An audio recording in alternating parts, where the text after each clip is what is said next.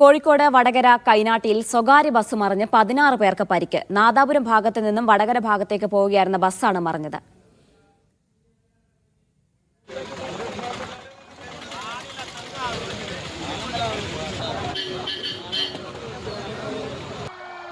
മുഹമ്മദ് അസ്ലമുണ്ട് വിശദാംശങ്ങൾ നൽകാൻ. അസ്ലം, എപ്പോഴാണ് അപകടമുണ്ടായത്? ഇവരുടെ പരിക്ക് എങ്ങനെയുണ്ട്?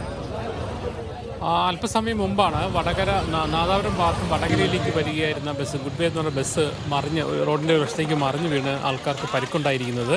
ഈ ബസ്സിനെ ഓവർടേക്ക് ചെയ്തുകൊണ്ടൊരു ബൈക്ക് പോയി. ആ ബൈക്ക് വളരെ പെട്ടെന്ന് നിയന്ത്രണം വിട്ടു. അതിനെ രക്ഷപ്പെടുത്തുന്നതിൻ്റെ ഭാഗമായിട്ട് വളരെ പെട്ടെന്ന് ബ്രേക്ക് ചെയ്തപ്പോഴാണ് ഒരു വശത്തേക്ക് ആ വണ്ടി പോയതെന്നാണ് അതിൽ ഉണ്ടായിരുന്ന യാത്രക്കാർ പറയുന്ന വിവരം. 16 പരിക്കേറ്റിട്ടുണ്ട്. വടകരയിൽ തന്നെയുള്ള സ്വകാര്യ ആശുപത്രിയിലാണ് എല്ലാവരും പ്രവേശിപ്പിച്ചത്. ആരുടെ നില ഗുരുതരമല്ല. ഈ ബൈക്ക് പെട്ടെന്ന് കയറിയപ്പോൾ മുന്നിലുണ്ടായ ഒരു ആശയക്കുഴപ്പവും മറ്റുമൊക്കെ നിയന്ത്രണം വിടാൻ കാരണമായി എന്നാണ് പറയുന്നത്. എന്തായാലും ആരുടെയും പരിക്ക് ഗുരുതരമല്ല. എല്ലാവരും അവിടുത്തെ സ്വകാര്യ ആശുപത്രിയിൽ പ്രവേശിപ്പിച്ചിട്ടുണ്ട്. ശരി.